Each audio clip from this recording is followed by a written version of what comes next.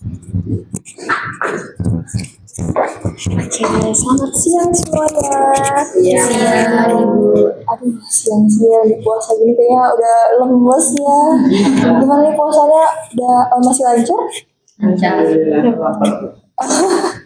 Ya, bentar lagi ya kita nanti di sini buka, bisa cari di Surabaya, bisa cari di Ambarawa, gitu. Ya hunting gitu ya. Oke, gimana teman-teman? Apakah teman-teman sekarang kuliah atau habis dari mana nih teman-teman? Mau tidur. Oh, bangun tidur. Masih Kegiatan sama. Oh, ada kegiatan-kegiatan apa itu, Mbak? kegiatan TDI. TDI panitia kah? Mental. Oh, mental. Iya, Masya betul. Allah. Belum puasa jadi mental. Wah, keren. Ini apakah teman-teman sudah kenalan semua? Belum. First time ketemu nih. Oke, kalau gitu kita kayaknya kenalan lebih dalam gitu ya, biar saling mengenal dan sesi konseling juga nantinya lebih lancar gitu ya. Kalau gitu mulai dari saya dulu ya, perkenalkan nama saya Diva Aulia, teman-teman bisa manggil Bu Diva, Kak Diva, Mbak Diva gitu. Kemudian teman-teman boleh memperkenalkan diri. Tapi template-nya ini nih, nama lengkap, terus nama panggilan, sama huruf depan yang kalian suka. Maksudnya dari nama kalian itu apa yang kalian suka.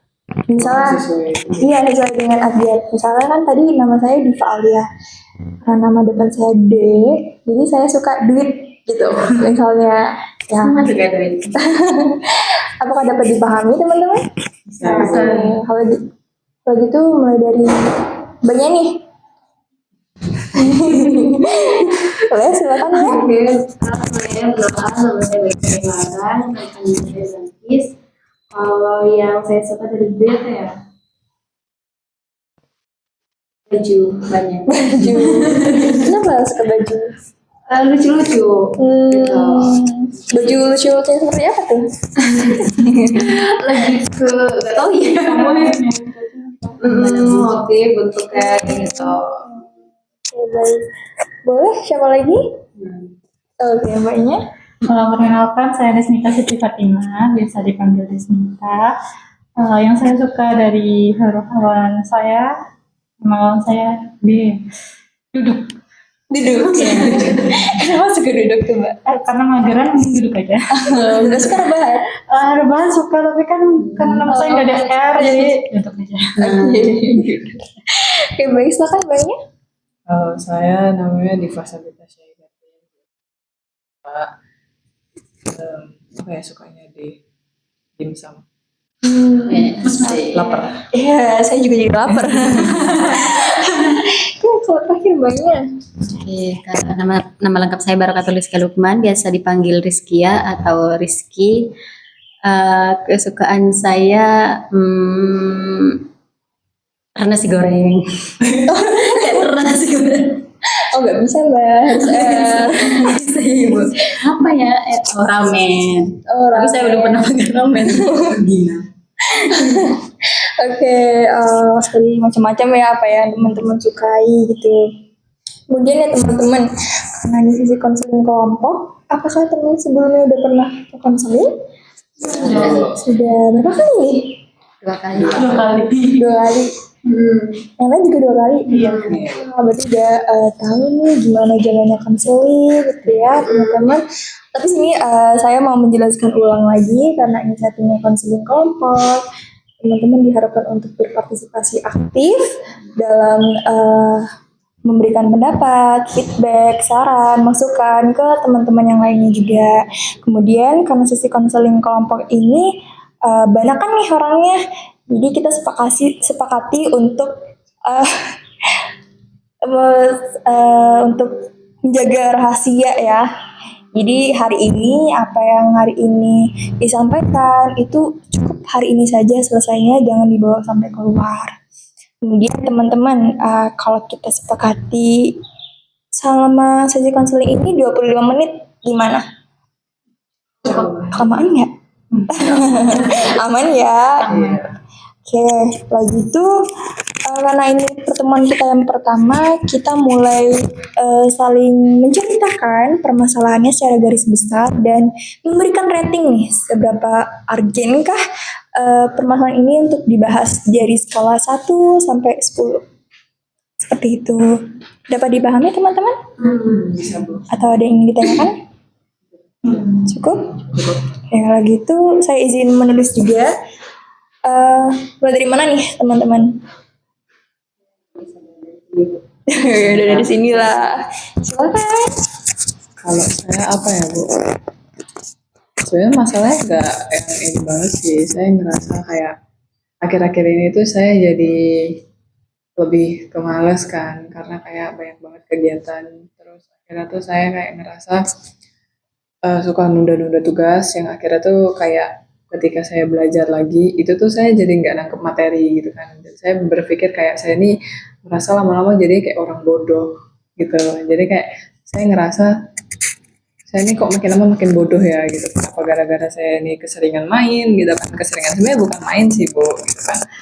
Lebih ke banyak aktivitas di luar gitu kan. Yang akhirnya tuh kayak saya sering menunda pekerjaan dan juga memprioritaskan hal lain gitu kan, kayak berkedok aduh nanti aja deh masih banyak waktu gitu. Tapi lama-lama tuh saya kayak ngerasa kok susah paham materi ya gitu, kok aku nggak ngerasa lama-lama aku ini kayak orang bodoh ya gitu. Ini sih Bu. Oke. Hal seperti itu sudah sejak kapan sih? Apa pas kuliah aja atau sebelumnya juga udah pernah?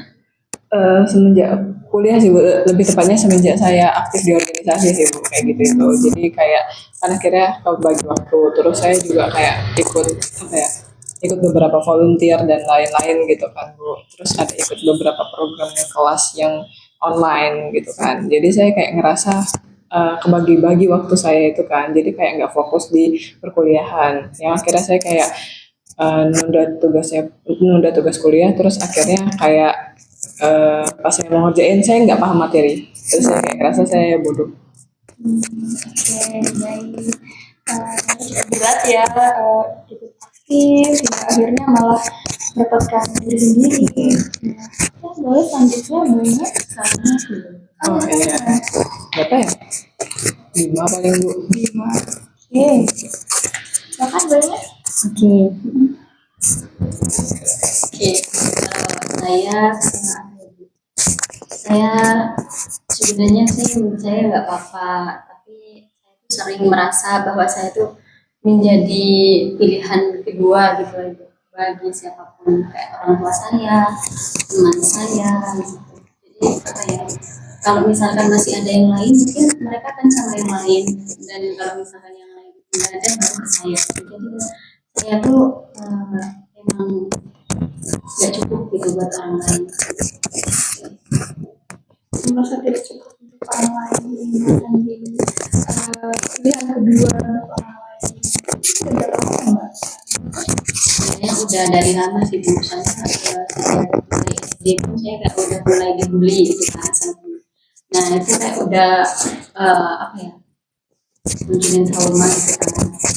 Dan terus saya kalau berteman itu kayak belum nemu yang tulus gitu lah gitu. Jadi kayak saya masih agak trauma gitu sama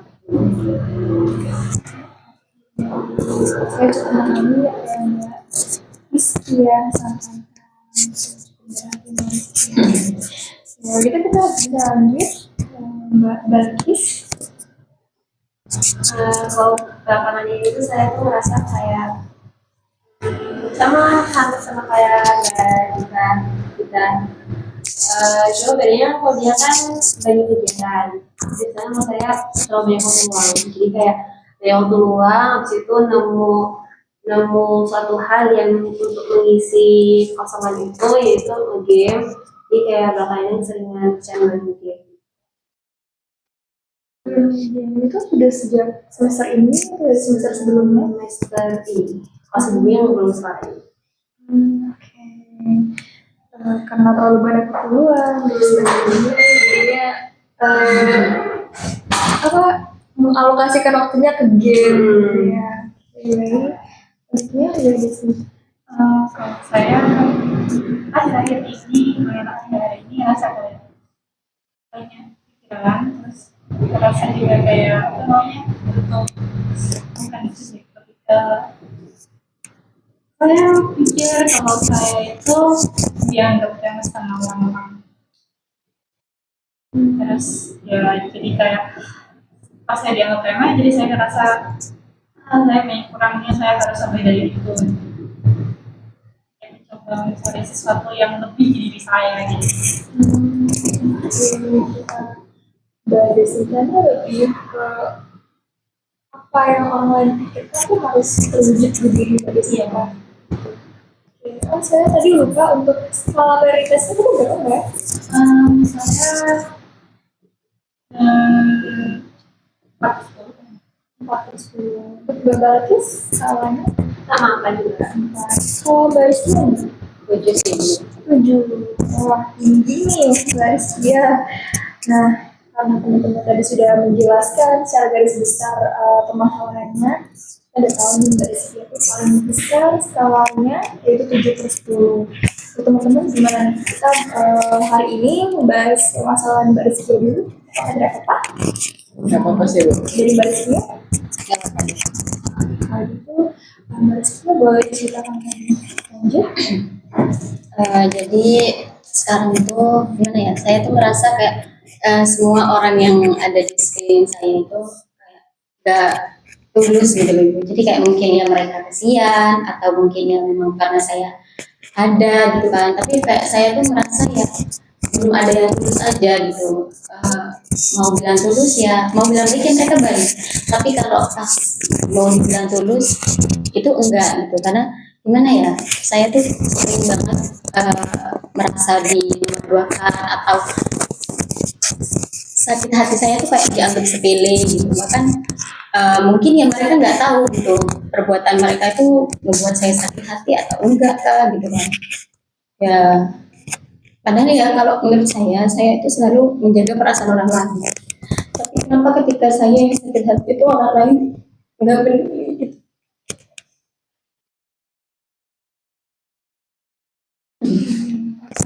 Ya, bisa dilanjut baris dia? Gitu dulu. Gitu dulu. Oke, teman-teman nih ada yang mau bertanya dulu? Terkait masalah baris dia, di baris dia bilang kalau merasa semua orang tuh tidak tulus pada baris dia. Apa yang baris dia harapkan itu gak pernah orang-orang tuh melakukan ke dirinya. Itu kan tadi saya bertanya ya, itu kan tadi mengatakan bahwa orang lain tuh, maksudnya kayak saya menjaga perasaan orang lain dan orang lain tuh nggak nggak melakukan hal yang sama gitu kan, feedbacknya berbeda. Itu maksudnya seperti apa? Nah, kalau misalkan ya mungkin ya memang ada beberapa mungkin ya yang omongan saya juga nyakitin bagi mereka di sekitar saya gitu. Tapi saya selalu mengendalikan untuk nggak membuat sakit hati. Maksudnya saya tuh nggak mau berbuat seenaknya gitu. Tapi kenapa kayak orang lain tuh nggak mikirin itu, kayak kalau ngomong seenaknya gitu, kayak ceplas-ceplos tanpa mikirin dia sakit hati nggak ya, kayak gitu. Dan itu saya sering mengalami itu ketika pulang dari mana aja, pokoknya dari ketika saya berkumpul atau dari mana ketika membuat saya sakit hati. Nah itu ketika pulang baru saya kayak kok gitu ya dia. Tapi saya tuh mengungkapkan kalau saya sakit hati itu nggak bisa. Ini teman-teman yang lain. Kamu bilang kalau kamu merasa kalau teman-teman kamu itu nggak tulus gitu ya ke teman-teman kamu. Menurut kamu sendiri arti kata tulus itu kayak gimana? Kalau menurut aku ya terima apa adanya itu bukan kalau tulus. Terus kayak gimana ya, seminimal mungkin bisa lah menjaga perasaan orang lain gitu kan. Maksudnya ya kalau memang benar dianggap ada, kalau memang benar dianggap temen ya perasaannya benar-benar dijaga gitu, nggak kayak diabaikan atau dianggap sepele gitu. Nah kalau saya selama ini dimanapun saya berada tuh kayak saya tuh selalu disepelekan gitu.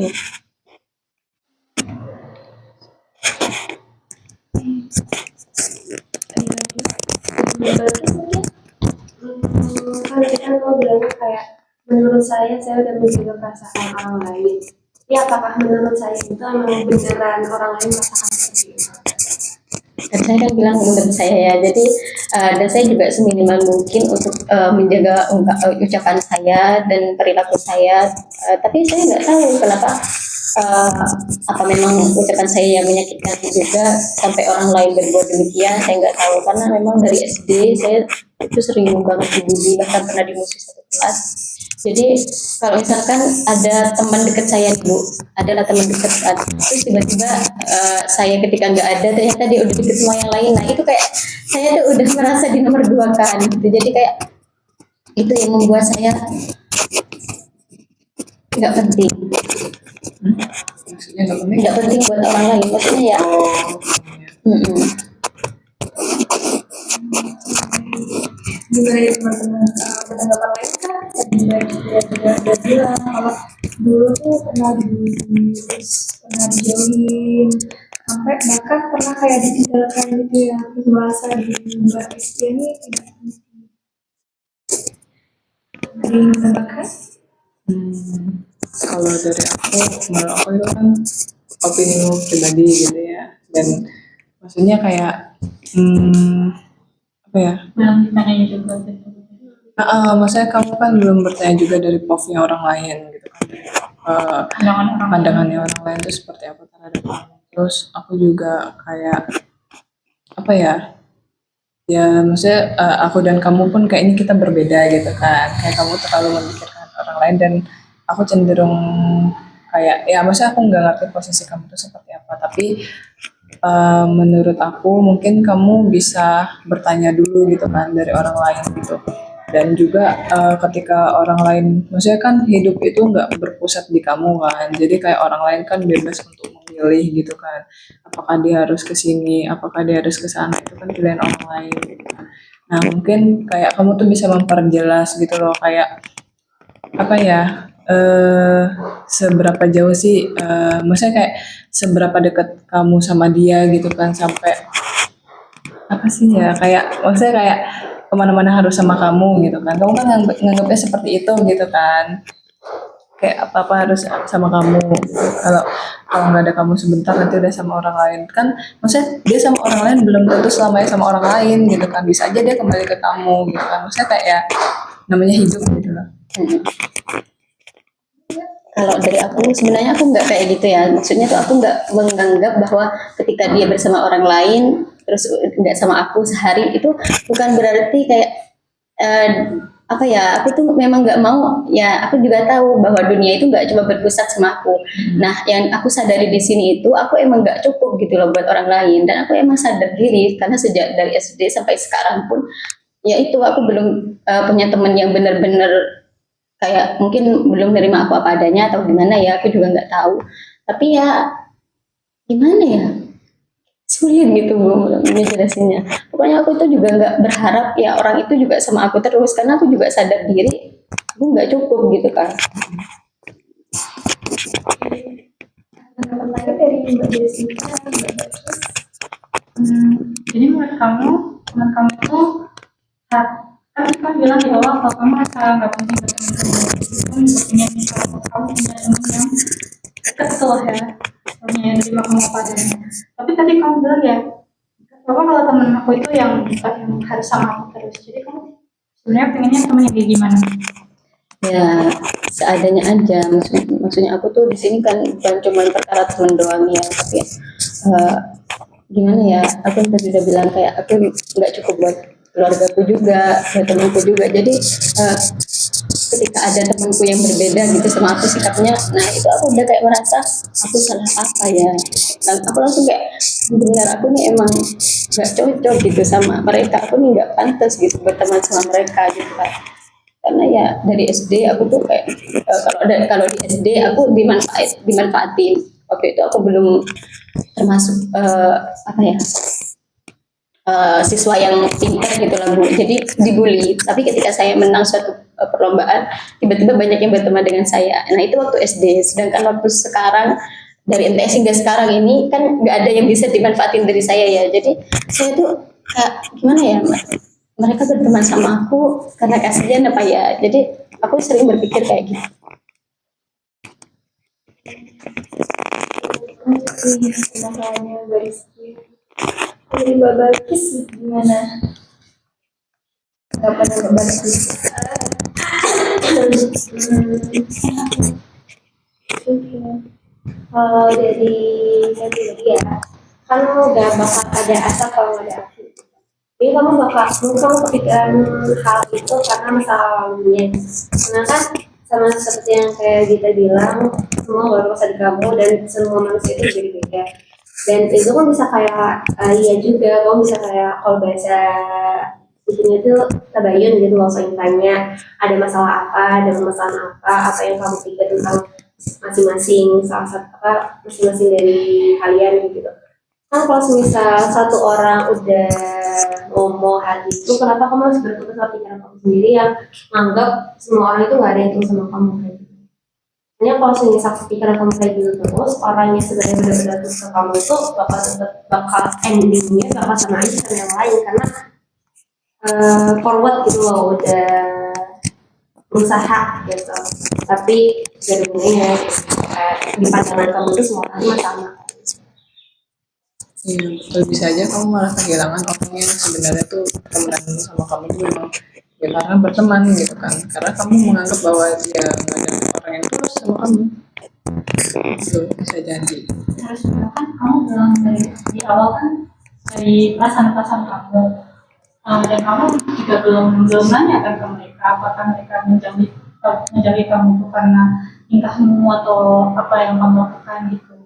Jadi menurutku ya kalau kamu pengen lebih jelasnya, pengen lebih tahu apa yang mereka pikirin, kamu tanya ke mereka karena balik lagi kalau kamu gak nanya ke mereka ya sama aja pikiran kamu cuma di apa namanya ya semua orang itu sama aja, mereka temenan sama aku cuma karena kasihan gitu. Dari teman-temannya Mbak Ismi tadi mengatakan kalau lebih baik langsung ngomong ke teman-teman yang lainnya gitu. Tapi apakah Mbak Rizkia udah pernah ngomong langsung ke teman-temannya ini kalau Mbak Rizkia tuh sakit hati dengan perilakunya seperti itu? Pernah sih. Apa yang nggak pernah Mbak ini? Kenapa Mbak Rizkia nggak mau menyampaikan pendapat pengalasan yang Mbak Rizkia sebenarnya?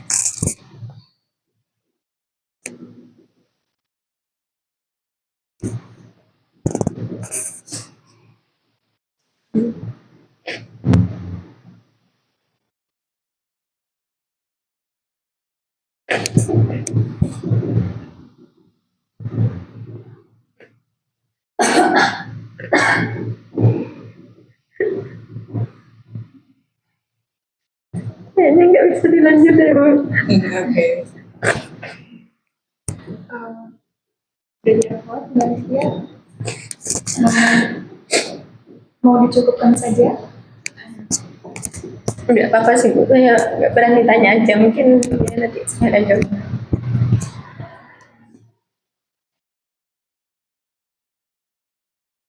Mbak Rizkia masih sanggup? Sudah nggak cukup? Baik kalau gitu, karena Mbak Rizkia sudah tidak sanggup, teman-teman, mungkin kita bisa akhiri sesi konseling ini. Mbak Rizkia, apa? Kata?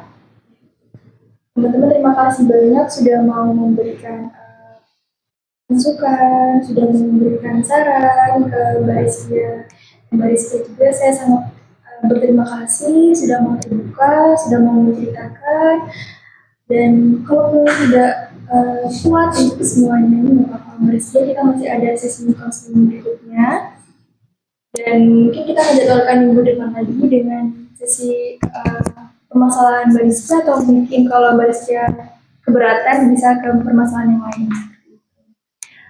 Baik, kalau gitu saya akhiri sesi konseling di siang hari ini. Terima kasih banyak teman-teman. Begitu, selamat siang. Selamat siang, Bu. Terima kasih, Bu. Mari.